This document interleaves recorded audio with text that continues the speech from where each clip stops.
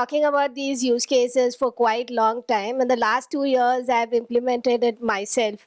That's how the topic is not AI for autism. It's AI for autism using Intel on API and Keras 3, Gemma, and Gemini Pro, because these are the tools which I've used to implement these use cases. So I'm going to talk about these use cases to you all today because I've built the POC, but then still to take the POC to the market to actually be used by autistic people, there's a lot of community volunteers which is required who will take it up and build on top of what I've built to take it to the real autistic people who can use these products, which will make their lives better. And so let's get started. So the first use case is going to be about early detection of autism using MRI scans. Early detection of autism is very, very crucial. And before I start the topic, my advocacy is predominantly focused on the higher end of the autism spectrum. So if you're all not aware, autism is a spectrum condition. So there are people on the different ends of the spectrum. If you have met one autistic person, then you have just met one person, because each and every autistic individual is different. So you can never generalize, but they do share common characteristics across the spectrum. So there are people on the higher end of the spectrum who go to universities, who graduate out of universities. There are even people with double master's degree. There are even people who are doing postdoctoral researchers in IISc who are on the higher end of the spectrum. So Elon Musk is openly autistic. So he's on the higher end of the spectrum. Steve Jobs is rumored to be autistic. Bill Gates is autistic, rumored to be autistic. Lionel Messi was diagnosed with Asperger's. So Asperger's is the other name for the autism on the higher end of the spectrum. So Asperger's syndrome is merged with autism. So Asperger's means it's higher end of the spectrum. So the world famous footballer Lionel Messi is an autistic individual on the higher end of the spectrum. So autistic also, there's also again a misconception. There's a lot of bias. There's a lack of understanding. So when you say autism, the first thing which stuck at the subconscious of many people are about individuals who cannot walk and talk, who cannot go to university. This is the kind of thought process, which comes to their mind. But autism is a spectrum condition. This is the first, thing which I would like to create awareness on. The first use case is linked to it, the early diagnosis of autism using MRI scan. So this is a computer vision use case. You can use deep learning for computer vision to solve this problem. So why it is important to have an early detection of autism? So if you take kids, the prefrontal cortex and a lot of areas of the brain takes about 5 years. Projected, okay. So it takes about 5 years for the brain to fully develop. So if you can detect autism between 12 months to 18 months, there's a higher probability for the child to live a completely independent life throughout. So, the early detection of autism is very crucial. If you detect, but most of the Indian parents end up detecting autism at 7 years and 8 years where nothing much can be done. The child is completely dependent on the parents throughout their life because it's detected at 7 years and 8 years. That's a common age at which Indian parents detect autism. So it's very, very important to detect autism at 12 months to 18 months. For that, you require a lot of awareness. And if you can detect it that early, then there's a lot of early intervention program is possible. So brain neural wiring is very, very easy at that stage because the brain is not completely developed. So you can rewire your brain, use a lot of intervention programs to make the child live a completely independent life. So this is a problem statement. How you can use AI to solve this problem statement is what we're going to see up next. So this is a research actually coming from Stanford University. There are a group of researchers who have already published an initial level of research on this use case. So the research is out there in Stanford website. You can go check it out if you're more interested in this use case. So my flowchart of workflow for this particular use case is you require data set. Of course, in anything in healthcare, data set is very crucial. In any use case in healthcare, getting a data set is the first sample block.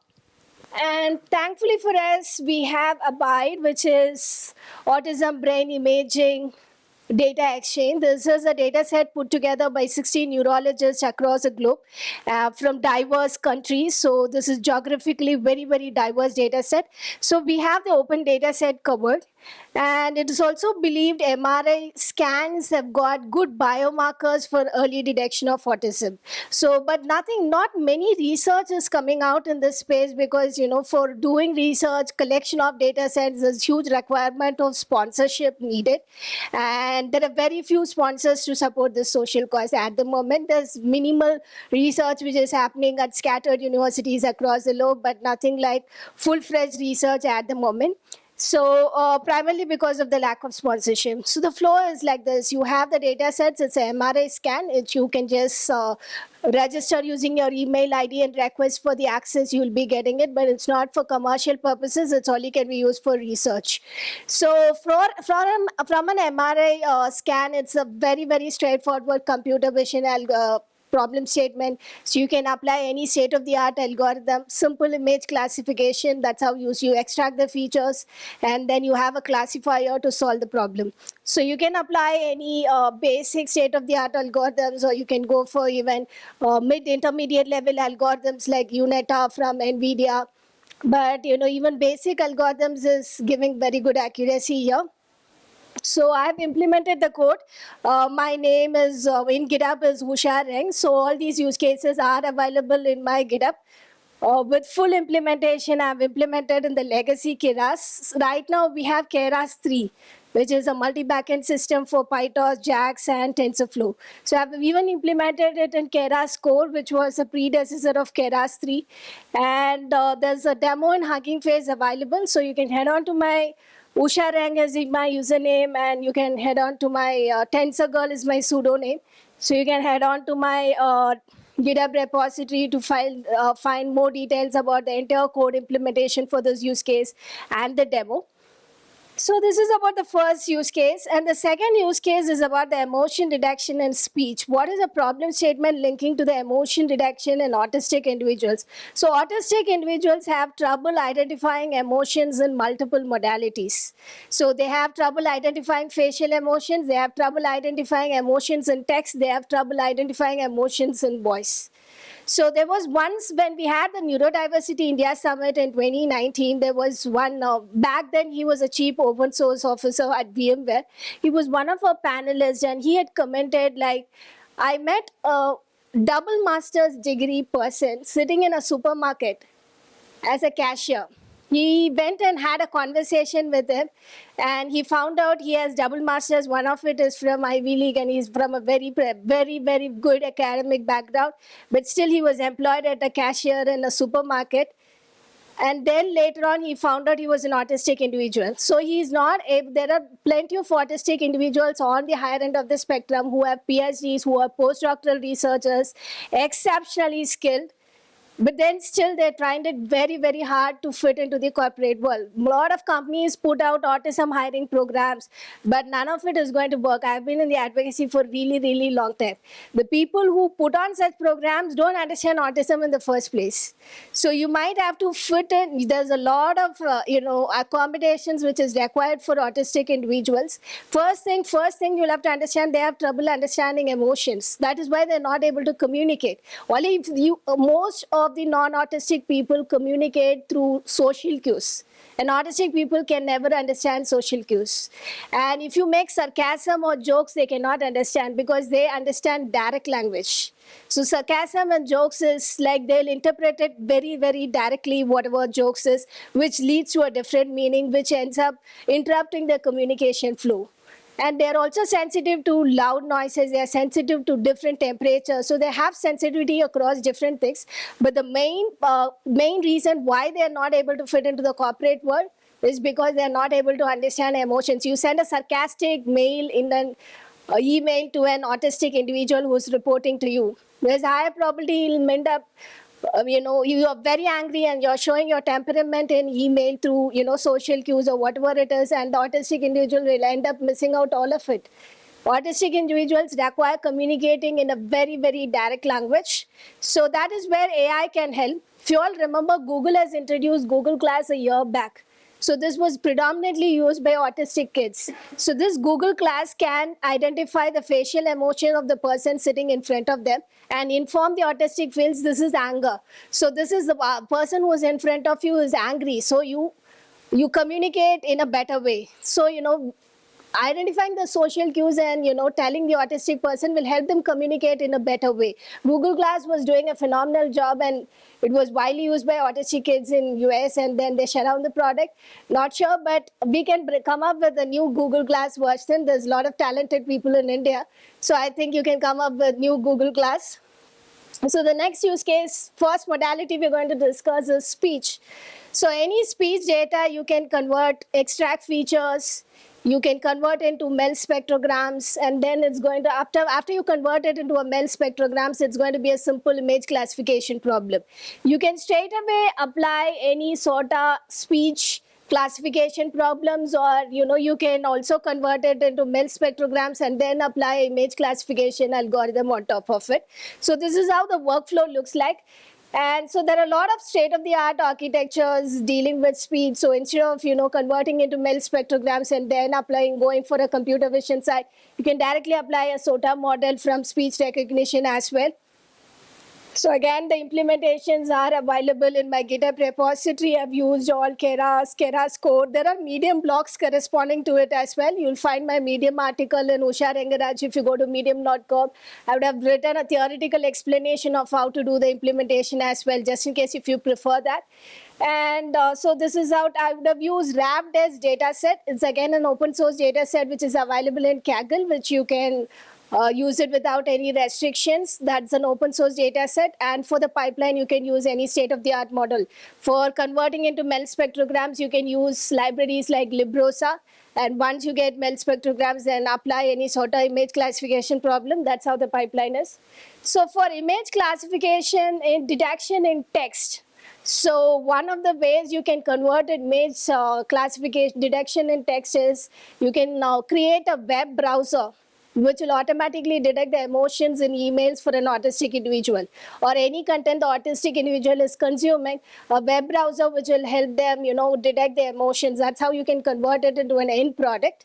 If any of the volunteers are very good in building up web browsers, then that can be a side open source project for you. So the pipeline is going to be, we need data sets. Thankfully, Google has outsourced the Go Emotions data set, which is a repository of, where you have 27 distinct emotions. So this is going to be an open source data set for your problem statement. And then it's a basic text classification problem where you can apply any of your you can go and apply LLMs, or you can apply basic small language models. Even small language models gives you great results.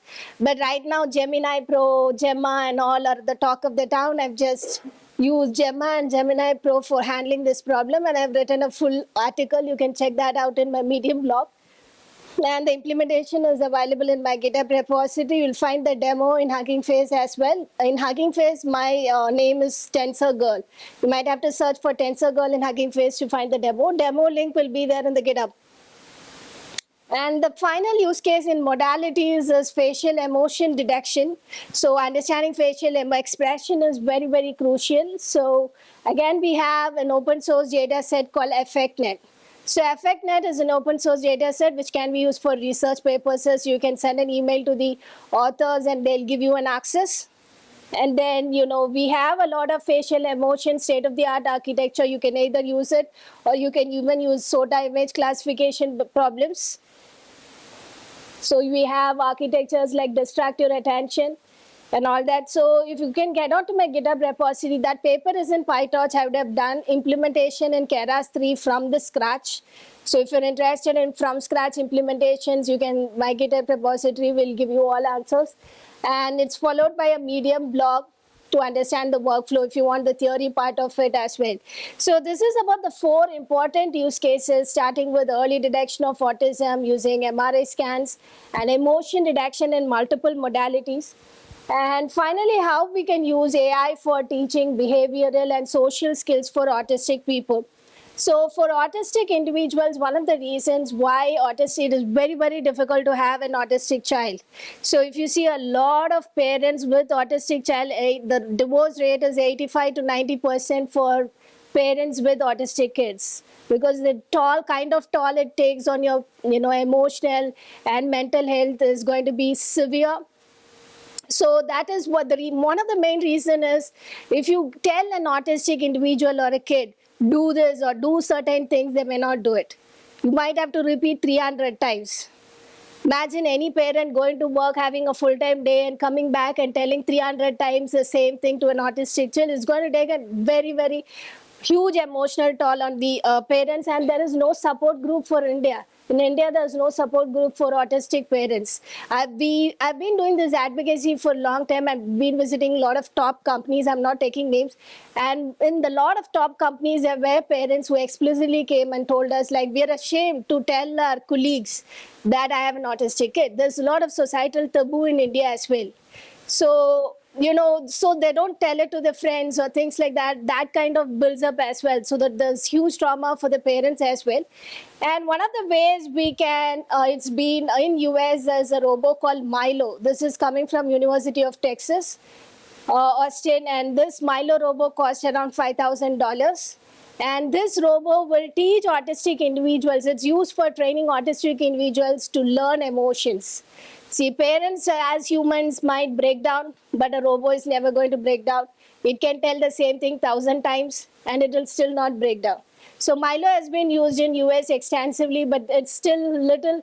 $5,000 might not be a big thing for US market. For Indian market especially, there are a lot of single moms. In my advocacy, I discovered across companies, we have been hopping and we have been doing advocacy. We discovered majority of the autistic parents are single moms. And for them, I think $5,000 might be a huge toll, because to get treatment for an autistic individual in India, for an autistic kid, takes about single kid, the cost comes about 50 to 60K. And you have to be in the top cities. You have to be in Bangalore, Chennai, and all the metropolitan cities, because only there the top treatments are. So, cost of living is very high here, and you end up spending for a single kid around 50 to 60K. It's a huge toll on the parents' expenses as well. And so we might require the same form of Milo in India, but much more on the lower scale, much more cost-effective Milo, which might act as which Indian parents can afford. So I'm sure a lot of creative people in India. So you can come up with Milo, and there's a YouTube on how Milo, YouTube video on how Milo functions as well. So you can all go and check that out. And with this, it's a wrap. So if you have any questions, I've just got 10 more minutes left for my session. If you have any questions, you can ask, or if you wish to, this is all open source project. Recently, Intel did a developer success blog story on the projects which I've done, because I've used one of their product, Intel One API. And if you are interested in open source collaborations, you can always reach out to me. You can head on to my LinkedIn profile. My LinkedIn profile will have my email ID. My GitHub repository will also have my email ID. So you can always reach out to through email for open source collaborations. If you're interested to add your own collaboration to any of these projects, please raise a PR request, and I can review it and I can merge it. And you have your own ideas. There was one person, I think it was Data IQ Summit back in 2022. I was one of the keynote speakers for Data IQ Summit, and when I did that, there was a student who was watching it, and he was a PhD student or MTech student, I'm really not sure, for one of the universities in London. He ended up taking AI for autism as his thesis project after attending my session. So if you're a master's student and you want to do further research on it, or you want some kind of mentorship and collaboration, you can always feel free to reach out to me. And for now, I can take a couple of questions if anyone has any.